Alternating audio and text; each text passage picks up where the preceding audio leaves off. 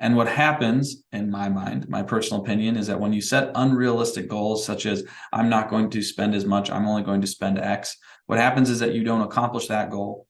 That means you failed that goal, which then puts more shame and anxiety on that goal, which then creates a negative feedback loop that just goes over and over. And then it's hard to find that behavioral change to where you are actually making change in a positive direction because you've set yourself up to fail. So I always encourage people to make sure is this realistic? Take a step back and just say, well, I only should be spending X. Then have to ask, well, why am I spending X? So what I would say, especially when it comes to spending, is I think if somebody wants to go and review what they spent through the year, really go through it and look at it, but then ask yourself, well, why did I spend that? Welcome to Critical Thinking Required, hosted by LBW. This podcast is intended for free thinkers, entrepreneurs, and knowledge seekers. Join us as we discuss relevant financial topics, explore with guests their financial journeys, and engage with experts in industries such as space, media and entertainment, real estate, and many more. Buckle up and enjoy the ride.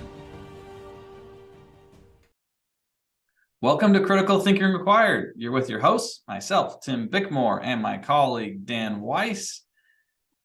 And Happy New Year to everybody. Happy New Year. It is 2023, which is surprising. I can't believe it. It is nuts that we're into 2023. And with it being the new year, we're all very excited to get going and set goals and talk about things. And what better people to talk to than financial planners about what goals we have for 2023. Exciting. But before we start there, I think that it's probably a good thing to state that we should all take a step back and reflect on 2022. What went well? What didn't go well? What do we want to change? Because I think that's a good mindset to get us geared up to go into 2023 and what we want to try and achieve this year. Dan, I know you have a few things that you would like to hit on that are good things to think about and to start thinking about now going into this new year. So Dan, what do we got? Yeah, I love me some reflection. I think it goes hand in hand, and obviously these financial decisions fuel the rest of your life narrative, something we talk about a lot. So deserving of some reflection, figuring out what should be done this year. So I made a list this morning of a couple things just to kind of touch on. And now the question is, can I actually read my handwriting well enough to recite this list? I think you got at least partially read / in your head, so I think we'll be all right. Give me some grace. I might have to think about what if this is a B or a P or anything like that. We don't have Ying here; she could decipher my handwriting better than myself. But let's go through a couple things then, in the spirit of reflection. So let's start there. So on reflecting on your goals, one thing that from a qualitative standpoint that is absolutely critical, that does not get thought about enough, is what does money mean to you? Money means different things to different people. That changes at times throughout life for a lot of people. So is that the same? Is money and your usage of money, the purpose behind it, the same as it was last year, 5 years ago, and so on? And I think that really leads into how you utilize money. So what do those habits look like? It is not uncommon for people to have a slight idea as to what they're spending money on and then be really wrong, or have a slight idea but not grasp the whole thing. But money is fungible and opportunity costs are real. So what are you allocating to? We always tell people all the time, because we can see everybody's transactions. It's a cool thing we do, right? But I don't care what you're spending money on. No one should care. If someone cares about your money, how you're spending your money, well, you should tell them where to go. In all reality, it just should be making you happy. So if you're allocating your funds to different things, whether the material, non-material things that are not driving you happiness, don't do it. Yeah. So think about how you really want to rearrange that. So I think that's probably a great umbrella to start. A lot of these things are going to fall underneath that. Yeah, I think the only thing I would add to that specific piece when we're thinking about reflection, and Dan talks about this actually quite a bit. We get it from Morgan Housel's book. He kind of specifically talks about a certain story about defining what enough is. And I think that question, Psychology of Money. Yeah, Psychology of Money by Morgan Housel.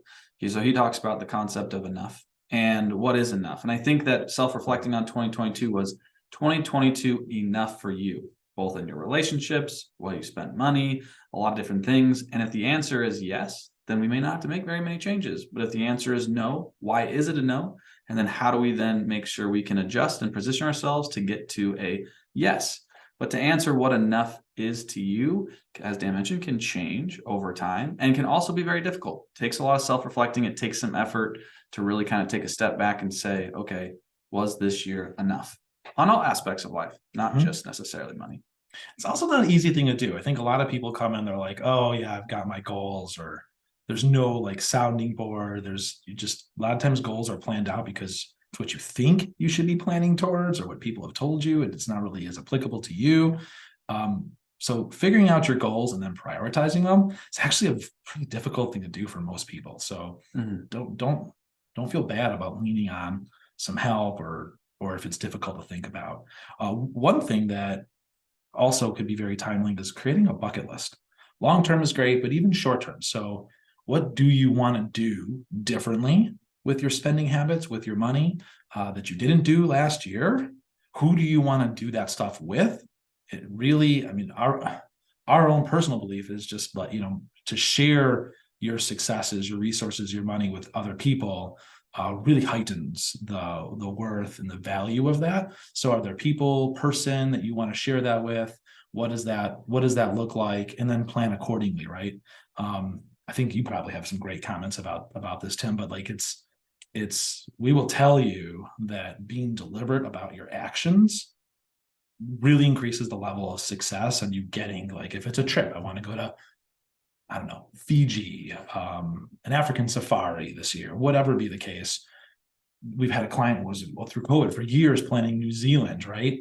You keep your eye on it, and it's just more likely it's going to happen. I know you've got some thoughts on this topic. Yeah, I think the big thing is that it's having intention, and then that intention can usually lead to happiness, right? It's like, hey, I have an intent to do X with X people or X person, which would be fantastic. And I think that sometimes what happens is life gets away from you really, really fast. And so we have these dreams or goals or things we want to do, but life comes fast, life hits you fast, and you just don't do it. And the hard part is that maybe we do have it saved. There's no reason once we have that money to go and spend it. That is why we do it. That is the reason why we work hard, is to spend that money. And sometimes people get hindered by saying like, ooh, could you get into a habit of savings? And people like to see their savings at a certain level. And that is great, but we also did it for a reason, and it's okay to spend and give yourself that space. Because if you can give yourself the space to spend as well, let's say it is a trip, that trip will be better instead of being anxious about going and spending too much money, right? You really do have to create that space to say, it is okay. I can do this. This is all right. This is what this is for. This is what this is for. I planned on this. I did achieve it. And give yourself a little bit of a pat on the back. And I think creating that space and that attention is truly beneficial. It really does help, and it will enhance that enjoyment, which enhance the utility of you spending those dollars. You can be frugal elsewhere if you need to be to make that kind of happen. Yeah.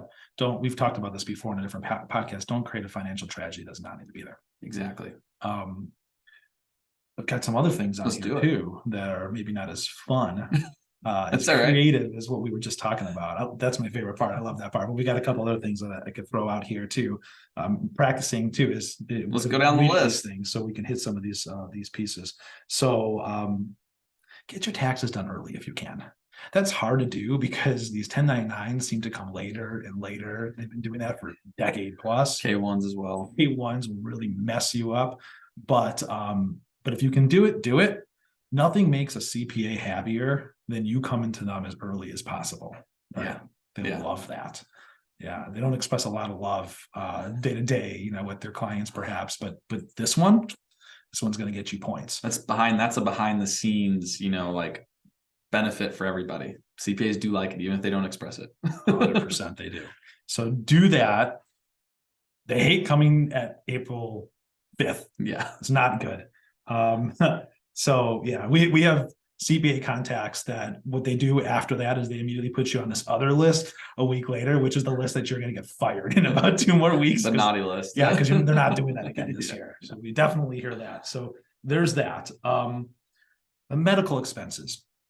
If you have some sort of procedure, surgery, I don't know, whatever be the case, and you've got the ability to do it early, and we do see this quite a bit, try to do it early. That way you're hitting your deductible if you know this is going to happen. So if other things come up, it's not a surprise at the end of the year, like, whoa, like Like, I got surprised in November with a kidney stone. That was not a lot of fun. Put me in the ER. I just paid that bill last week. I didn't love that, right? Yeah. But I'd much rather have dealt with that That's- earlier, right? Not in December. And that's a really good point, especially with obviously getting that deductible paid in. And then it could be other procedures or other things, maybe a specialist that you wanted to see that you haven't felt comfortable because it was going to go towards your deductible. So there might be just more ancillary medical activities that you may want to do within that time frame, because you're going to hit your obviously deductible, which can be very powerful and allow you to maybe get seen by other people that you've been wanting to, right? Not necessarily a need, but a want. Because we definitely do promote health. Health is a big deal. So it is important to make sure you get that done. And if you can do it earlier, obviously the better. Now, I don't think anyone should plan on a kidney stone, but if that does happen, hopefully it happens earlier than later. Call me. I'll tell you. Dan can walk you through it. But yeah, people, some surprises are great. Some are not. So don't put yourself in a spot where you're going to get surprised. Adjustments to different things. For example, college allocations, right? 529 plans. They don't actually need that much attention. It should get some attention because these kids are getting older fast. So to take time, it's a great time to do that because we're on winter break still. So you don't have to deal with the college piece. Great time to remember. It's kind of like when people tell you change of seasons, at least here in Wisconsin, is a great time to like change your furnace filter and stuff like that, which I still need to do. But nonetheless, great time to look at something like that. And not just there, right? 401k allocations. Yep. You can change that whenever you want. It's not like the healthcare stuff we've been talking about where you've got eligibility windows. 401k you can do whenever the case. So great if you didn't do that in December to do that now. And then also optional elections, whether you're going to exercise or not. ESPP, depending on when the election window is open for you. And also with 401ks, not all 401ks allow the ease of changing. There's only certain times. Most 401ks these days do allow you to change it at will.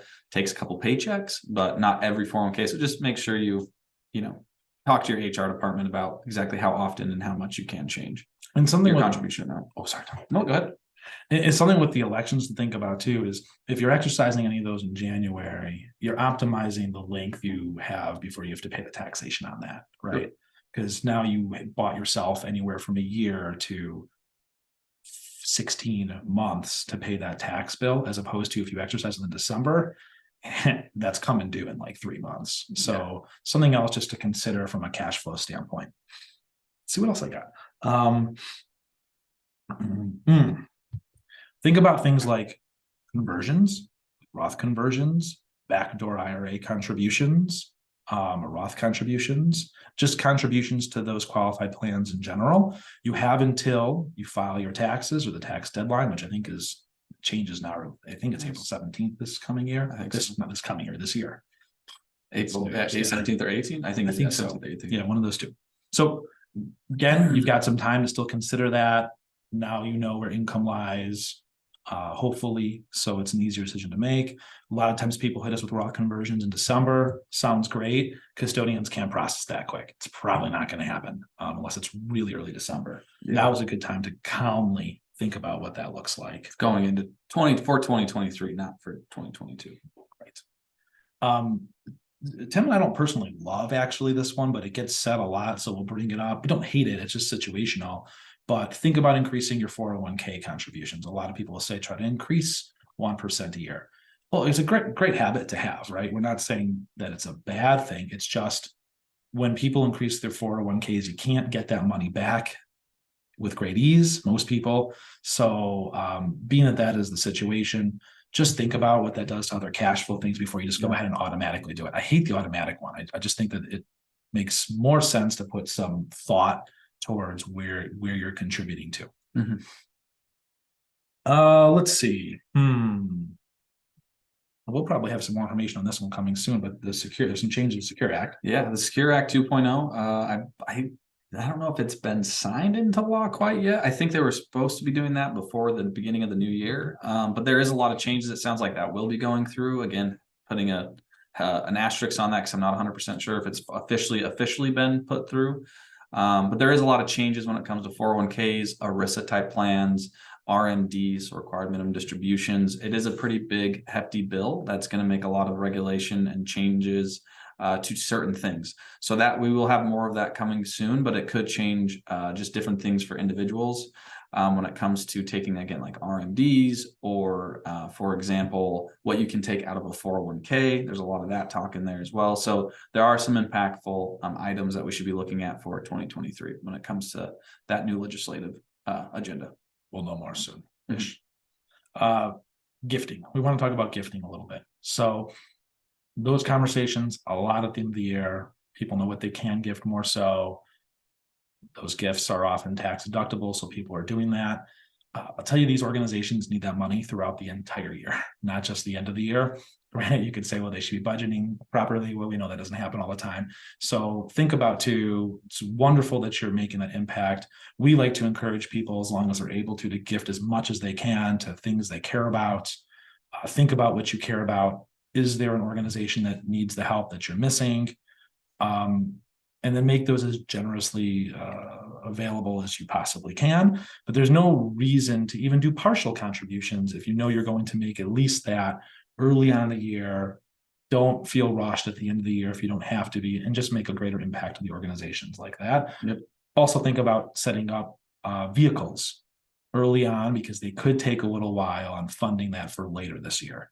Great time to have that conversation when things aren't as rushed. And this goes hand in hand with estate planning, which is something that we talk about all the time. Half of Americans have done none of that. It's very, very important. A lot of it could be done at very low or no costs on a simple piece, but this is a big deal that people don't want to talk about, and a big deal usually taking a number of months. So give yourself some runway. It's a great time. We just had the holidays. So maybe that stress is a great lead into something like this, but a good thing to really kind of talk about. Maybe people want to adjust, who their family is after the holidays. Maybe they didn't go so well. Talk about that. Yeah. But yes, I do agree. I think the other thing too that I would put on as a note with a lot of this is income planning. If you do know you're going to be generating a lot of income within this year for some reason, maybe it's a sale of a business, maybe it's exercising of stock options. That is something to start thinking about and talking to the appropriate professionals about it early, because then that's where you can start talking about, okay, how can we potentially offset some of this? What would that look like? And having the conversations, obviously, with tax professionals, with professionals like ourselves. It's a little bit easier to start that conversation if you know. I think the other thing too is everyone always just needs to pay attention. A year seems like it's forever, and also seems like it goes by in a flash. But if there is changes to jobs and changes to income, Dan mentioned conversions. If we decide we're going to be off for a few months, right, and we're going to have a low income tax year, that could make sense then to do conversions and things in that nature. So if you are thinking about a transition in any way, both a positive or a negative income perspective for the household or the family, some of those strategies you can really start thinking about, and you'd have the full year to think about it and how to implement it and run the numbers to make sure that it makes sense. So thinking about the income tax planning is big. On the other end too, expenses. If you know there's big expenses coming up that are foreseen, that you know about, if it's a new car, a new house, things in that nature, obviously it's something to be able to think about, plan out, make sure that it's appropriate, and see how much we can handle it. Typically our clients, we're talking about that often and on a consistent basis, especially on the expense side. Most people are kind of prepared and ready to go, but it is important something to think about as well, just going into this year. Any big items, when I say big items, let's think of anything, $5,000-$10,000 or more that maybe needs to be accomplished within the year. So then you can make sure you're prepared and don't get caught flat-footed. So great point, Scoot. I'm going to add to that actually too. So great thought. It's sometimes overwhelming to figure out how you're going to do that. So we talk a lot about saving goals. Excellent. We're not talking about budgeting, not at this point. Could that be on this list? Sure. But again, holidays just ended. We're not going to do that to you. We're not into, crushing some dreams here on our first year's podcast. Saving goals are a little easier to think about, still kind of achieves the same thing, right? But how much money are you putting away to achieve these goals, and what time frame? If you can do that automatically, sometimes that hurts a little bit to do that, but you can change it a paycheck or two later. It's not a bad idea to say, okay, this is how much. Going to have my payroll just put it right into this account so that I can be prepared for these kind of expenses that we're talking about.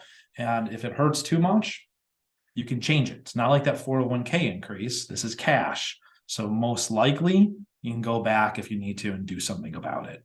But have it be automatic, make that habit form for yourself. And then these kind of things that Tim's talking about are just a lot easier to manage, right? I think I have one last thing that we could hit on. And I think it's goal setting in general. And that's one thing that we've actually been talking a lot about within our firm with our clients. We obviously are very involved when it comes to the transactional level data and understanding where people are spending money, which then Dan talked about the B word, budgets. Don't love the B word, don't love the budget word. And I think sometimes what happens is people get overwhelmed when they're aware of how much they've spent. And then they say, okay, well, how can I cut all my expenses? And what I don't typically like to see is people then set unrealistic goals. And what happens, in my mind, my personal opinion, is that when you set unrealistic goals, such as I'm not going to spend as much, I'm only going to spend X, what happens is that you don't accomplish that goal. That means you failed that goal, which then puts more shame and anxiety on that goal, which then creates a negative feedback loop that just goes over and over. And then it's hard to find that behavioral change to where you are actually making change in a positive direction because you've set yourself up to fail. So I always encourage people to make sure is this realistic? Take a step back and just say, well, I only should be spending X. Then have to ask, well, why am I spending X? So what I would say, especially when it comes to spending, is I think if somebody wants to go and review what they spent through the year, really go through it and look at it, but then ask yourself, well, why did I spend that? What happened? And I bet as you walk through your spending, it's usually not that extravagant or more than what you thought, right? But everyone always assumes that they could have spent less. But if you go through and you enjoyed those things and you still are sustainable for all the things that you want to hit, you may not need to make a change. If you go through and you're like, oh, you know what? I did go too far here, or I did go over on this amount, then starting to really be more realistic about how you can actually get there is important. Because again, people just see a number, but then that number isn't applied to the context of what was being spent, right? Sometimes, as one of our clients says very well, it costs money to breathe. It is expensive, right? I mean, life has a cost. There is a basic cost of living in the United States. So it's just being real. I guess what I'm trying to encourage is being realistic about what you're trying to achieve.